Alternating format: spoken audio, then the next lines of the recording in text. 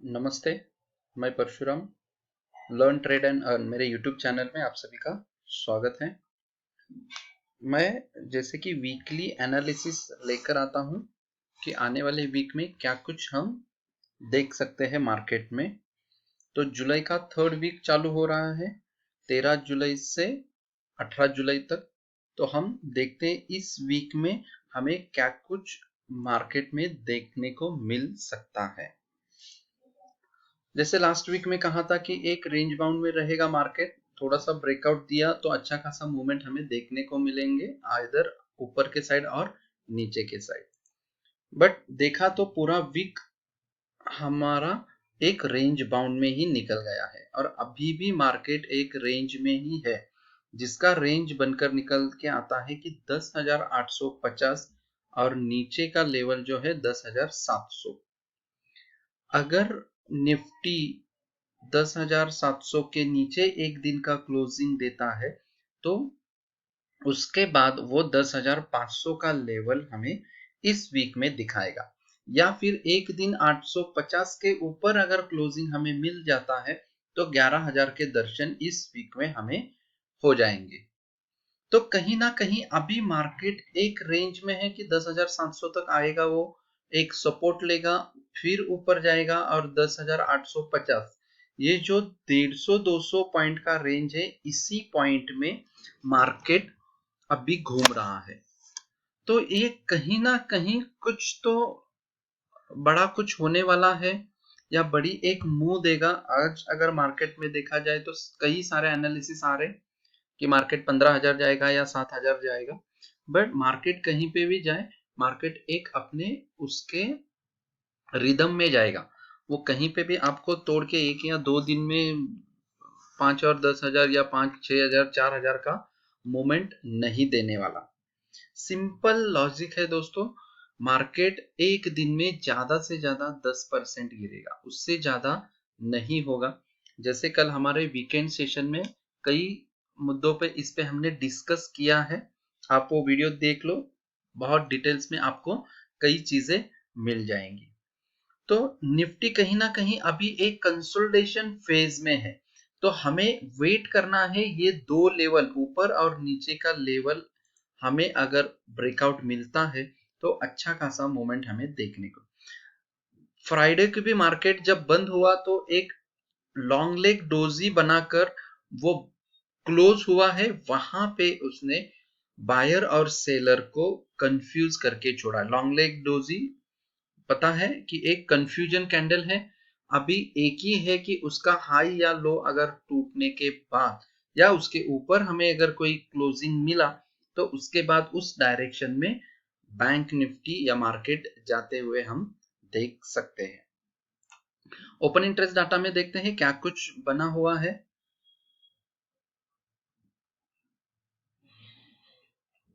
Second week है, weekly अगर देखा तो 10,800 पे करीब करीब 23 लाख का ओपन इंटरेस्ट बना हुआ है, वहीं पे 10,700 और 10,600 लेवल पे 18 लाख का ओपन इंटरेस्ट बना है।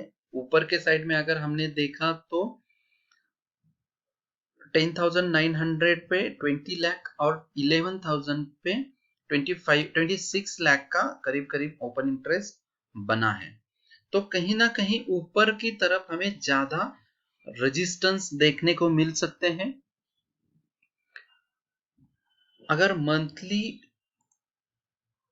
ओपन इंटरेस्ट हमने थोड़ा सा देखा तो हमें क्या कुछ देखने को मिल सकते हैं। वहीं पे 11,000 के लेवल पे 22 लाख का ओपन इंटरेस्ट बना हुआ है और 10,800 पे भी 11-12 लाख का ओपन इंटरेस्ट यहाँ पे। नीचे की तरफ अगर देखा हमने तो 10,700 पे 10 लाख का ओपन इंटरेस्ट है, काफी कम है। 10,600 पे भी काफी कम है। 10,500 पे वहां पे बढ़िया 20 लाख का ओपन इंटरेस्ट है। तो नीचे की तरफ थोड़ा सा डायरेक्शन मार्केट दे सकता है, कहीं ना कहीं ओपन इंटरेस्ट कम है, तो वहां पर हमें इस वीक में आने वाले वीक में 10,500 के दर्शन या 11,000 के दर्शन हमें हो जाएंगे। आइए देखते हैं बैंक निफ्टी में क्या कुछ बना है। ऑलरेडी अगर बैंक निफ्टी हमने देखा तो कहीं ना कहीं यहां पर एक हमें इवनिंग स्टार का एक पैटर्न दिखता है। ये इवनिंग स्टार का पैटर्न है, तो एक 23,000 का जो है रेजिस्टेंस यहाँ पर आएगा और 22,000 अगर 300 के नीचे हमें एक दिन का क्लोजिंग मिला तो 22,000 या फिर 21,500 के लेवल हम बैंक निफ्टी में इस वीक में देख सकते हैं। यहाँ पे भी एक अच्छा खासा एक रेंज बाउंड में है, यहाँ पे डबल टॉप बन चुका है और वहां से मार्केट रेजिस्टेंस लेके नीचे आया है। अभी जो डिमांड जोन में बैंक निफ्टी अटका है, अगर ये बैंक निफ्टी का डिमांड जोन टूटता है ऊपर की तरफ तो एक अच्छा खासा मूवमेंट ऊपर भी देखने को मिल सकेंगे और नीचे अगर 22,000 का लेवल हमें ब्रेकआउट अगर मिल गया तो 21,500 के लेवल हम इस वीक में हमें मिल जाएंगे और ऊपर की तरफ 23,500 23,000 का अगर एक दिन भी क्लोजिंग ऊपर की तरफ हमें मिलता है तो 24,000 का लेवल या फिर और कुछ अच्छा खासा न्यूज बन गया तो 25,000 के लेवल भी इस वीक में हमें देखने को मिल सकते हैं। ओपन इंटरेस्ट में बैंक निफ्टी में क्या कुछ बना हुआ है?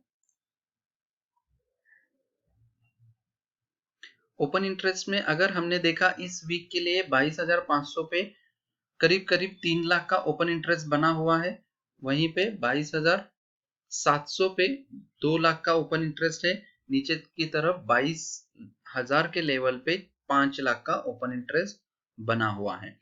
तो 22,000 और 22,500 ये दो लेवल बहुत इंपॉर्टेंट है। और मंथली अगर हमने ओपन इंटरेस्ट देखा तो क्या कुछ हमें निकल कर आता है? तो यहाँ पे कहीं ना कहीं 22,500 पे ज्यादा नहीं है, 1.5 लाख का ओपन इंटरेस्ट बना हुआ है, वहीं पे 22,000 के लेवल पे 2 लाख का ओपन इंटरेस्ट बना है, वहीं पे 23,000 के लेवल पे 5 लाख का ओपन इंटरेस्ट बना है, यहाँ पे स्ट्रॉन्ग रेजिस्टेंस है और 21,500 पे एक 3 लाख का ओपन इंटरेस्ट बना है। तो यहाँ पर भी एक डाउनसाइड की सिग्नल मार्केट यहाँ पे दे रहा है। एक इंटरेस्टिंग चीज दिखाता हूं आप लोगों को कि अगर हम देखें यूएस मार्केट या अपना मार्केट जून से थोड़ा थोड़ा ऊपर आ रहा है, ऐसे वक्त में अगर मार्केट सारे बढ़ रहे हैं तो ऑब्वियसली गोल्ड के प्राइस कम होना चाहिए था, बट हमने अगर देखा तो एक महीने में गोल्ड के जो प्राइस है वो भी इंक्रीज हो रहा है। तो गोल्ड अभी कहीं ना कहीं जाके एक लाइफ टाइम हाई बनाने का कोशिश कर रहा है। जो 2008 का क्राइसिस आया था उसके बाद मार्केट संभलने को 2-3 मंथ लगा था, वहां पे 1900 के $1900 के करीब गोल्ड पहुंचा था। वही लेवल पे आज कहीं ना कहीं गोल्ड आने की कोशिश कर रहा है। अगर ये गोल्ड ऐसे ही बढ़ रहा है तो डेफिनेटली मार्केट में कहीं ना कहीं एक रिवर्सल डाउनफॉल आने के चांसेस दिख रहे हैं।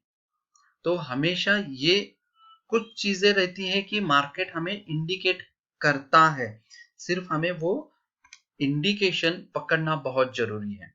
अगर इस वीक में भी गोल्ड बढ़ता रहा और वो लाइफ टाइम हाई के अगर नजदीक पहुंचा तो कहीं ना कहीं हम मार्केट में एक फॉल हमें इस वीक में देखने को मिल सकते हैं। उसकी शुरुआत ट्रंप जी ने किया है, वापस वो चीन पे हेवी हो रहे, कुछ ना कुछ चीन के खिलाफ ट्विटर पे वो कमेंट कर रहे हैं, तो उसका रिएक्शन हमें मार्केट में कहीं ना कहीं देखने को मिल सकते हैं।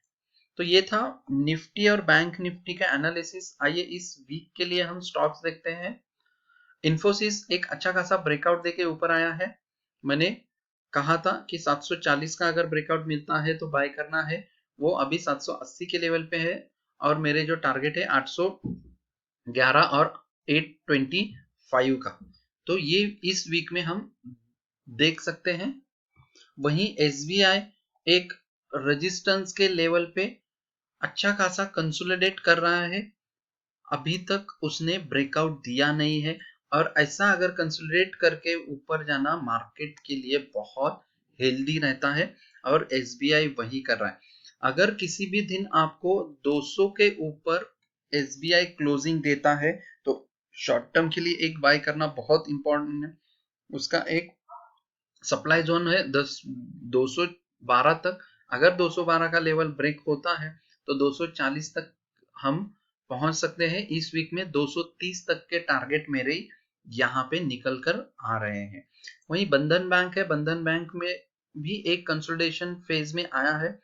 अच्छा खासा एक सप्लाई जोन को रिस्पेक्ट करके वो नीचे आया है।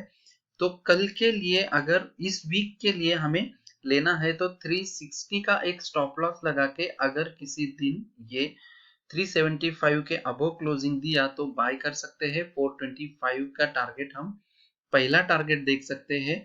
और अच्छा खासा मार्केट में एक पॉजिटिवनेस कहीं आया तो 480 तक के लेवल भी इस वीक हमें देखने को मिल सकते हैं बंधन बैंक में। वहीं गुजरात गैस में भी एक हेड एंड शोल्डर का पैटर्न बन रहा है। यहाँ पे लेफ्ट शोल्डर बना है, हेड बना है और आपस मार्केट नेकलाइन पे आके सपोर्ट लेके ऊपर जा रहा है। अगर मार्केट किसी दिन आपको 314 के ऊपर अगर मार्केट क्लोज होता है गुजरात गैस तो अच्छा खासा एक वहां पे बाय बन सकता है 300 साढ़े 300 के लेवल के लिए। और यहां से अगर बिना टिके वो नीचे गिरता है और 300 अगर यहाँ पे ब्रेक होता है तो इस वीक के लिए पहला 268 269 का लेवल हमें इस वीक में नीचे की तरफ देखने को मिल सकते हैं। नीचे उसका सपोर्ट 225 230 तक के लेवल में उसका सपोर्ट आएगा गुजरात गैस लिमिटेड के लिए।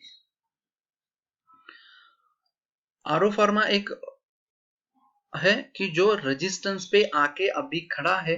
अगर इसने कहीं किसी दिन एक ब्रेकआउट हमें देता है 825 के ऊपर, मतलब 825 के ऊपर एक आध दिन वो क्लोज हो गया तो उसके बाद आप आरो फार्मा में एक बाइंग कर सकते हैं। अच्छा खासा टारगेट यहाँ पे भी निकल के आता है 850 से लेके आप 890 तक के लेवल हम इस वीक में हमें देखने को मिल सकते हैं आरो फार्मा में। तो ये था इस वीक का व्यू। देखते हैं आने वाले एक्चुअल वीक में क्या कुछ कैसे मोमेंट हमें मार्केट देता है। डेली एनालिसिस भी मेरा सुबह आता है जो काफी लोगों को अभी हेल्प कर रहा है उनके ट्रेडिंग में। तो देखते रहिए। रिक्वेस्ट है आप सभी को लाइक करो, कमेंट करो और मेरा जो यूट्यूब चैनल है वो सब्सक्राइब करो ताकि मैं आपके लिए अच्छे अच्छे ऐसे ही वीडियो लाते रहूंगा।